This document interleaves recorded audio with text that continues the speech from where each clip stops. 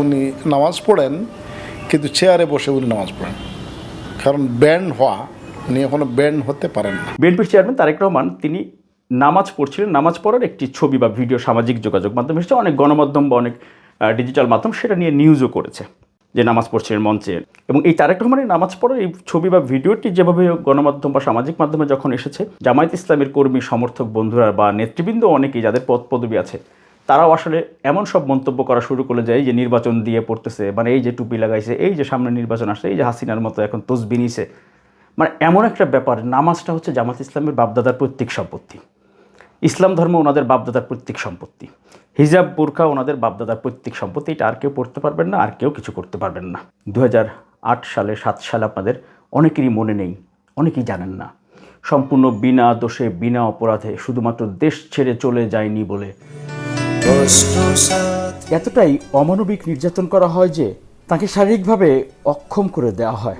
এক পর্যায়ে ভর্তি করা হয় পিজি হাসপাতালের প্রিজন সেলে। সে সময় তারেক রহমানের এই যন্ত্রণাকাতর চেহারা আর নড়াচড়া করতে না পারার কষ্ট দেখে বিস্মিত হয় গোটা জাতি। তারেক রহমানের জীবন বাঁচাতে এক পর্যায়ে তখনকার সরকার গঠিত মেডিকেল বোর্ডের চিকিৎসকরা বাধ্য হন সাংবাদিক সম্মেলন করতে। এটা যদি অ্যাক্সিডেন্ট ঘটে সেই দায়িত্ব যেন আমার উপর সম্পূর্ণ না আসে, এই জন্য তো আপনাদের সাথে এত স্বর্ণপূর্ণ হচ্ছে, আপনাদের কাছে জানাচ্ছে, বিনয়ভাবে সরকারকে জানানো হচ্ছে যে ওকে ট্রিটমেন্টের জন্য একটু বাইরে পাঠান। ডাক্তার যখন সাক্ষাৎকার দিচ্ছিলেন সাংবাদিকদেরকে তখন তিনি বলেছিলেন যে তারেক রহমান ওই অবস্থার নামাজ পড়েন, চেয়ারে তিনি নামাজ পড়েন। উনি তো বাথরুমে যান, সেটা তো ওনার তো অ্যাসিস্ট্যান্স লাগে, মানে বেডে ধরে বা অন্য কিছুর মধ্যে ধরে ওনাকে বাথরুমে যেতে হয়।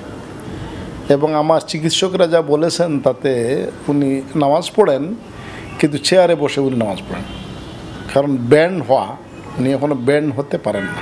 একটু চিন্তা করেন তো, একজন মানুষ মৃত্যু শয্যায়, যিনি নড়াচড়া করতে পারেন না, যিনি উঠলে শুইতে পারেন না, শুইলে আবার উঠতে পারেন না, যেই মানুষটা ভাঁজ হতে পারেন না, টয়লেটে গেলে কারো হেল্প নিতে হয়, সেই মানুষটাও হাসপাতালে প্রিজন সেলে অর্থাৎ পুলিশের পাহারায় কারাবন্দি হাসপাতালে থাকা একজন রুগী, মুমূর্ষু রুগী, যিনি ছটফট করছিলেন ব্যথায়, ডাক্তার যাকে বিদেশে পাঠানোর জন্য বারবার সুপারিশ করছিলেন, সেই সময় যিনি এক ওয়াক্ত নামাজ কাজা করেননি, সেই মানুষটির নামাজ পড়া নিয়ে আপনারা জামাত ইসলামের বন্ধুরা ব্যঙ্গ করলেন, বিদ্রূপ করলেন। একটু আপনাদের বিবেকে বাঁধে না? একটু কি আল্লাহ খোদার ভয় আপনাদের নেই? একটু কি আপনাদের বিবেক বিবেচনা নেই? আপনারা যারা এই ধরনের কমেন্ট করে সামাজিক যোগাযোগ মাধ্যমে এই কালচারটা আপনারা কেন তৈরি করলেন?